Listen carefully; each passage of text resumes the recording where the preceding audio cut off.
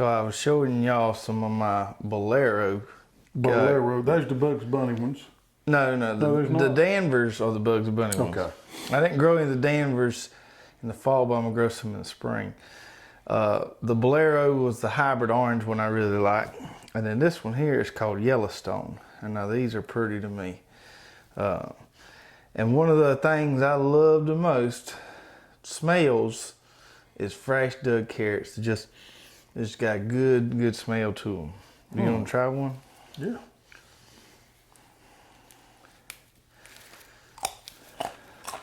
Yeah, I like these too. I like the color on them. So these is yeller. Mm-hmm. They are yellow. Hence the name Yellowstone. And you know that the old cultivars of carrots were actually all these crazy colors. And they actually bred carrots to be orange. So these are, now I think they had to kind of rebreed them back into the colors, but naturally they were different colors. Is this a hybrid? No. It's not, it's an OP. Yeah, but I don't know anybody that saves carrot seeds. No, but I just thought I'd ask. This is a good one. These, of the three I grow, these seem to get the biggest. I really like them. Yep. Nice, good, sweet little flavor. Let's say hey to everybody. Hello, everybody, and welcome to the Row by Row Garden Show. We're super excited that you're joining us this week. I'm Travis. And I'm Greg. We got a good show planned tonight. We're going to talk about summer squash and cucumbers later on in the show. Right now, we're just doing a little snacking. And look what I got there. Uh-oh. Asparagus is coming in. Asparagus coming in. I saw you put some of that on your salad yesterday. I did. You had some, tried to act like you done growed some carrots. I said out of the garden. I didn't say whose garden.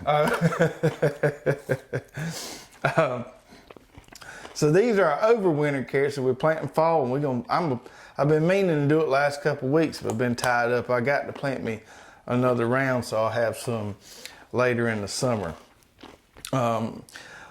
Let's talk about what else we got going on. I saw something the other morning that I ain't never saw before, and Danny from Deep South Homestead had said he ain't never seen it before. So he planted his taters about 2 or 3 weeks earlier than we did. Early February, if not late January.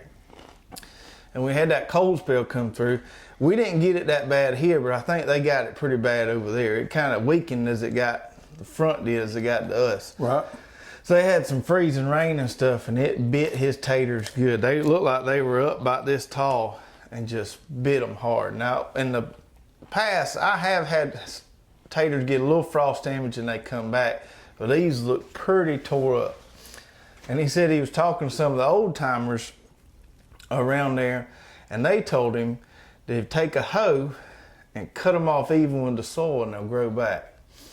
And I'd be dogged if it didn't happen, because he had the video. He filmed one part of it when he did it. He had Wanda out here with a hoe chopping them off, and then he showed 4 weeks later, and they was growing back. Well, that's a new one on me too. I would have left them alone and healed them and let them come back. That's what I would, in my infinite wisdom, would have done. Yeah, I'd probably have replanted them if I had more seed taters. But yeah, they coming right back up just like the first time you planted them. Taters are pretty resilient. That was interesting to me. Things are getting hot around here. It's getting to be springtime, and the reason I know that is because I caught a hive of bees this morning. A buddy of mine called me, and I went out there and caught a hive of bees. I already got one hive, but I caught me an extra hive out there this morning, and they was up in a tree, got them in a box, and caught them and brought them back home. So that way we know springtime's getting here when you start seeing those honeybees are swarming. You got any? Are we gonna have a pollinator guest on the show? We're gonna have us a little something special next week, and we're gonna talk about pollinators next week, because that's very important to growing your own food and growing a garden. Another thing that has to do with pollinators, we got about 20 more varieties of flowers, things that attract pollinators to your garden that we're working on. And it won't be long before we have them on the site. Got a bunch of varieties of the Pro Cut sunflowers, about every color they make. Bunch of different individual colors of zinnias. We got some causing us lots of exciting things coming for cut flowers, which everybody needs to be planting in the garden. Yep, we got some exciting things coming on in the next few weeks. You planted squash and cucumbers and tomatoes. Pole beans, rattlesnake pole beans. I planted bush beans within the last week, and I'm going to do some more serious planting before the week is out. You a little bit ahead of me. I'm going to plant squash and cucumbers towards the end of this week, and then tomatoes probably early next week. I want to show y'all here. Like I've said many times before, don't get fooled by them big old tomato plants. That's perfect right there. That's perfect right there. That's growed out. That pulls right out of that cell. That's all you need to grow right there. Put you some good compost underneath it. Plant it deep. Step back and hide behind a tree because this needs to take off. Plant it deep. And what I'll do now, before I go to run my first line of trellising on them, is I'll prune them on up, because I like that first run of string to touch that stem there to kind of really hold it in place. But that's all you need right there. And that's the brickyard. We grew that. That's the brickyard variety. You don't need no big old pot of tomato plant. Everybody's going to do a lot better for you. What else we got transplanted by? Well, I was going to show everybody my watermelon plants. So as everybody probably knows, I'm crazy about me some watermelons. And I'm growing moon and stars this year. And I got 2 flats of them growing. Now these here are starting to put on their true leaves right there. You can barely see them coming out. So I'll pop these things with some 20-20-20, and probably about 10 days, they're gonna be ready to transplant. So a little pro tip there, if you live where it's cold, and we've seen some folks on the road by road group still got snow on the Oh ground. yeah, I feel If for you them. live in a cold climate with a short growing season, and you think watermelons are out of the question for you, start them from transplants, and you can get some watermelons in. Now, I know if you got snow on the ground right now, the last thing you probably think about is watermelons, but start you some transplants soon, and that'll shorten up that maturity date by at least 2 weeks. Yep. And I'm growing the red moon and stars, but we also got a yellow moon and stars, which is very unusual. We was lucky enough to acquire some of those. So if you're interested in growing some yellow watermelons, I'd like for somebody to try those. I may grow them next year. And I think those are going to be winners right there. We got a YouTuber friend of ours that's in Texas. His name's Alan, and his channel's Texas Prepper 2, all one word. And he's supposedly going to be growing some of the yellow moon and stars from us this year, and I'll be interested to see how those come out. And these peppers right here, I think we showed these last week. They come along good, and they might be 1 or 2 gaps in there, but pretty much 100% germination on our peppers, which is good stuff. And if you look real close, they're starting to put their true leaves out too. They just started down in there, so they're going to pop pretty quick. Hit these pretty soon, and then hit them a couple times, and in probably about a week or so, we'll go ahead and pot these up to 3-4 inch pots. Once they get a little bit further in this, and you start seeing those other leaves coming out, they take off in a hurry. It ain't long after that. Especially in the greenhouse. To get them to this stage, it tries your patience a little bit, but once you get them to this, you pretty much got it licked. Yeah, and you can pretty much take them off the mat once they get to this point. Yep. No really need in doing that. We got some nice true leaves coming on there. Lots of different varieties. So, and we got okra started too. Okra's coming up. We like to start our okra from transplants in the spring, because we can get that jump start on them. So the okras is coming along too. So I got me a row of squash planted, summer squash last week, and I probably should have had them planted a week or 2 before that, because you can get by with planting squash. Of your summer varieties, summer squash is one of the first things you can plant. Yeah. Field corn can take a little bit of frost. Field corn can too. Yep. I'm geared up and ready to go now. I finally got my pile burn off last week. Mm-hmm. Now it took me a couple tries, but I got it to burn good that day. But this was more than your average 2-beer fire. This was a pretty big old fire. I told you, everybody that I ever seen makes them a burn pile, tries to burn it too quick. You got to have a little patience and let it dry out before you burn it, and it'll burn a lot better. I had restacked it a few times when it burned, but it burnt down to nothing, which was good. Well, let's talk about summer squash. Let's talk about summer squash. So before we get into varieties, let's talk about a few kind of important growing practices, and I'm going to dig into this a little bit more on my squash planting video, but if there's one thing that drip irrigation is really important on, squash is one of those crops. Keeping that leaf moisture off of them, cucurbit, any kind of cucurbit, watermelon, squash, pumpkins, cucumbers, downy mildew and powdery mildew are going to feed on that leaf moisture. Well, the thing about squash is it's what I can consider a low value crop because they grow off so quick and so easy. In about 35 to 45 days, you can grow squash off if your temperature. But here's how you justify the drip tape. So when those squash are done in about 45 days and you've harvested them and everything, you still got your drip tape there, you can come right behind that and plant you some beans or something other, and you can still use the same drip tape and double crop it. And that's the way you justify the drip tape on that squash. And squash are easy to remove, and you definitely want to remove them. I'll talk about that in just a second. You can go grab that main stalk because it'll trail on that a little bit. Pull up the whole thing. Maybe take you a little scuffle hoe, go in there. You can pull up the tape, clean up that spot, put it right back down, or you can, if it's still relatively clean. Yeah, if I buried the drip tape, I just pull my squash plants up, rough it up a little bit, and plant right back on top of it. So even though it makes quick though, a lot of times it will make for several weeks afterwards. It starts making. Now what I did last year, and I probably do it this year too, I got a little bit of head start last year. I planted me cessation plantings of squash every 2 weeks. And that worked out really well because we had squash for a long period of time. I can in my garden plant squash, on up till middle of August, September. That's when my squash bug population explodes. Mm-hmm. There ain't nothing I can do about it. I just know that that's when squash time's over with. But I can succession plant up until then and get away with it. As far as controlling the pests, you know if you're going to have problems with bugs or worms on your squash. If you had them last year, you're going to have them this year. So be proactive.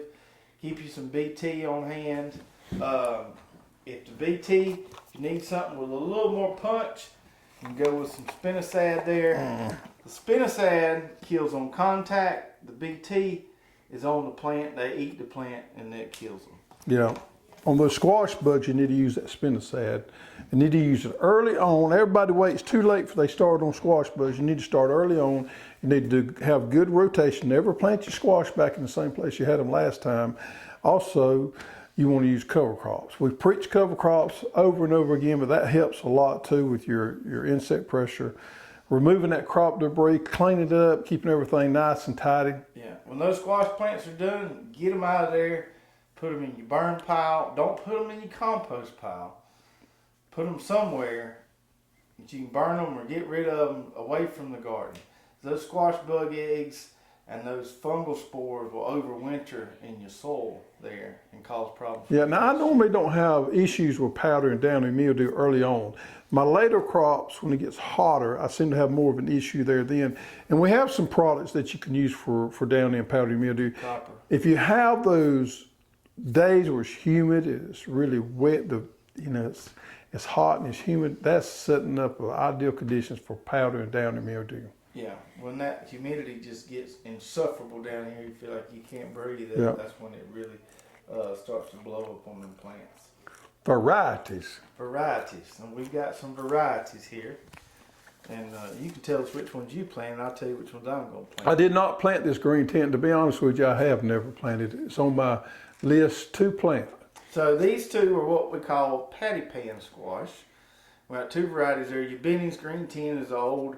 Heirloom OP's been around for a while. And then you got the Sunburst here, which is an AAS winner and one of my favorites. I've grown that a couple of times. And I'm definitely going to plant the Sunburst this year. I might plant some of that depending on, I ain't figured out how much room I got quite yet. But the patty pans, if you never tried the patty pans, they are really good. And a lot of people are like, well, how do I cook them? They don't look like a normal squash. You just slice them up like you would a pie in little chunks, throw them in a pan, and they're good to go. Yep, and they're nice. They're unusual, and they make a nice presentation, especially if you want to cut them up and eat them raw. They got a little bit kind of a nuttier flavor than your traditional squash. The texture is a little more firm, really good. Spineless beauty zucchini, which is your standard green zucchini right here. So if you like your zucchinis to be green, this is the one to plant.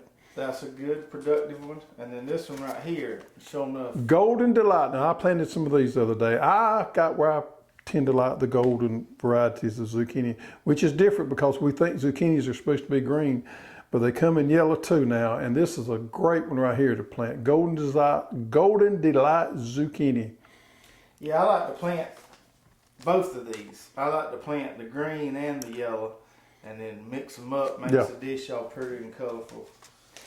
Gold Prize, I also plant these. Now these are straight neck. These are your regular old gold neck, gold prize squash, which is your straight neck yellow squash. Mm-hmm. This is the ones that you see in the grocery store.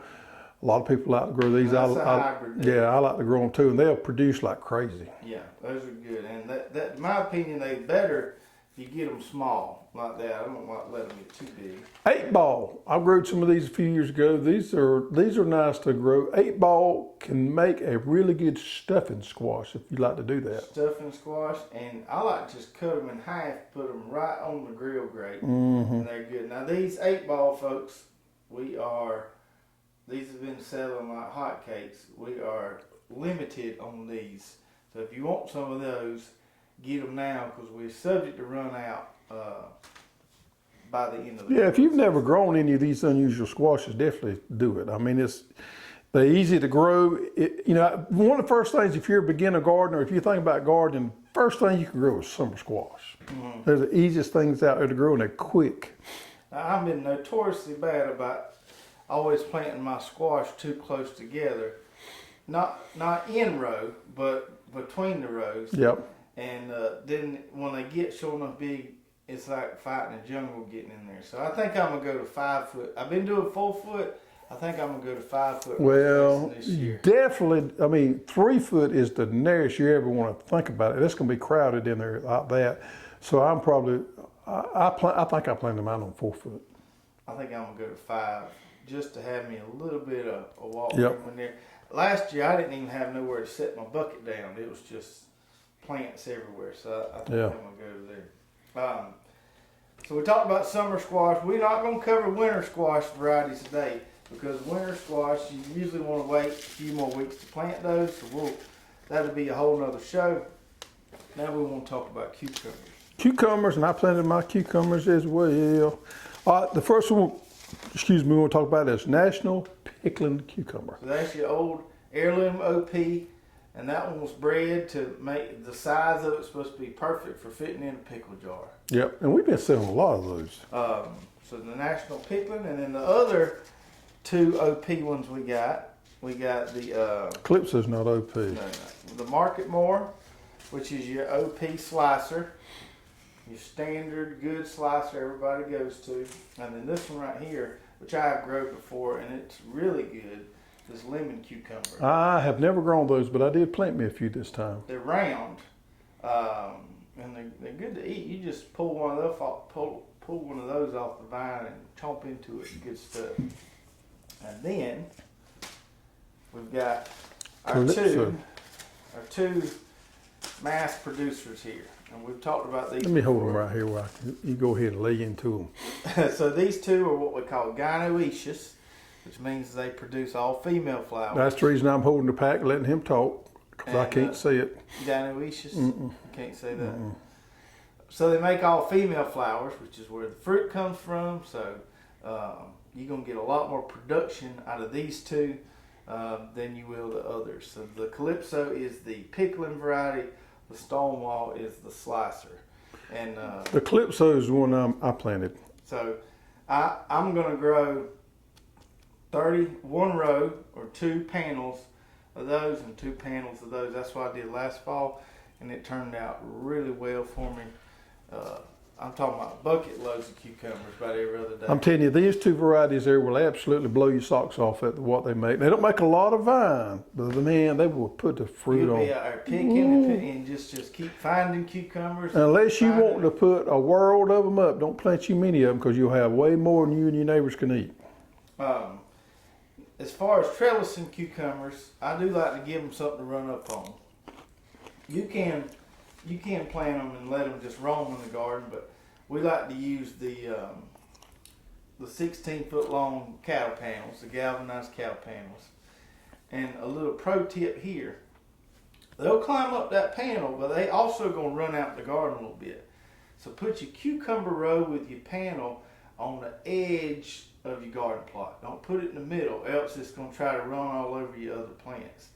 So put your panel on the edge, the end of your garden, and then plant the cucumbers on the side of the panel pointing away from the rest of the garden.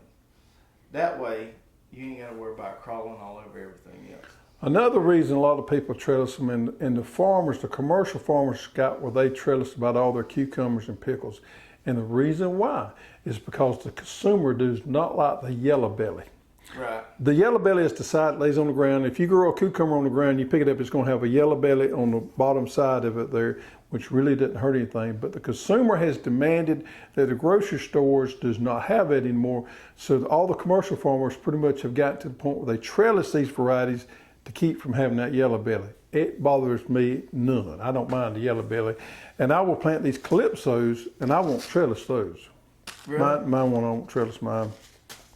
Now, what I've noticed, On the slicers, I would. what I've noticed with the slicers, though, these things grow so prolifically that even the ones of mine that are on the ground, they're well shaded, so they don't ever really get the yellow belly. You get the yellow belly when you got a lot of sun coming in from the top and then a shaded area on the bottom, like you do on watermelons. So I haven't had as much problem with that on those. So get your cucumbers in, get your squash in. We like to plant our cucumbers and squash and the summer squash in the same plot. That makes our rotation real easy. We can remember, that's what we had them this year, move them around next year. Let's get to some questions. If you have any questions during the show, as always, put those in the comments and we'll get to them on next week's show.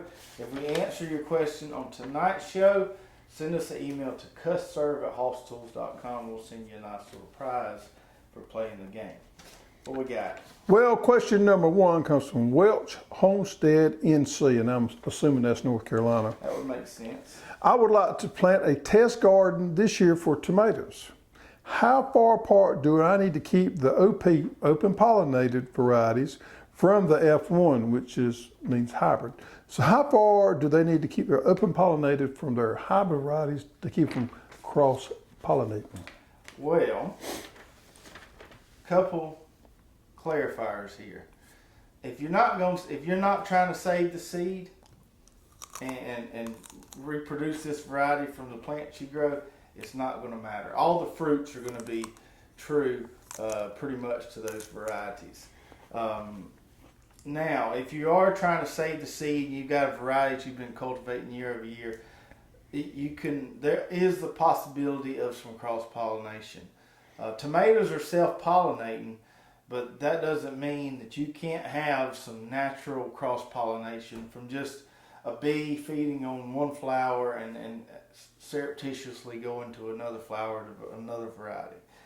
This is not as prevalent in tomatoes as it would other crops, but they say it could be more prevalent depending on the variety. Some varieties have a longer, what they call style length. So the style is that long tube on the female part of the flower. If you think about it, the longer that style sticks out there, the bigger the chance is that you're going to get pollen from some other source there. But for the most part, I've always grown different varieties on the same row, and I've never had any problems with cross-pollination. I don't save my seeds, but if it is a huge concern to you, I'd say somewhere around 20 feet. Right, but I don't think you'll have any issues. There is that possibility out there you can get some natural cross-pollination, but I think the chances are pretty low. Okay. And then our next question comes from Tex Gal. Texas, I'm assuming. She's probably in Texas, or likes Texas. She says, okay, do you favor, that means do you like, do you favor topping peppers or not topping? Now, we ain't talking about putting toppings on peppers like bacon and cream cheese. Okay. She's talking about topping the plant. Yeah. Which is new to me. I've never heard that before. I hadn't either. I don't know why you'd want to do that. I guess maybe to get more of a bushier plant habit. But it was stress to plant. I just can't. I don't. The short answer to that is no. I don't think you would need to. So somebody has got some infinite wisdom there that they need to share with me. I can't see where that would help anything whatsoever. So to answer your question, Tech Scout, no, do not top your pepper plants. Yeah, the plant grows mostly at that apical meristem at the top. You take that off and you're going to throw it for When I cross my arms like this, that means it's getting profound. Oh, really? Yeah, I'm laying profound wisdom out there. Okay. Yeah. I didn't. I can see it just glowing off of you now, but I didn't notice it first. Okay. Well, that's going to do it for tonight. Let's bring that up one more time. Now, look, I want you, if you can see that on the camera, this is what them trays do so well for you. These roots ain't trying to wrap around here. If you look at all of them, they all growing straight down right there. And that's pretty to see. It is. That's going to be a good tomato plant right there. I'll put him back in the tray and I'll give him a nice home next week. And so we're going to go get started on getting the rest of our warm weather crops planted. Yep. Making some videos, get some content out there for y'all. And don't waste much time. It's getting around that time. Y'all get off the couch, as I've said before, and get out there and get something done. These pretty days, you do not need to be sitting inside. You need to be working. Time has changed. We got plenty of time in the afternoon. Let's get out there and get something done. That's right. Hit that share, hit that subscribe button, and we will see you guys next week. Take care.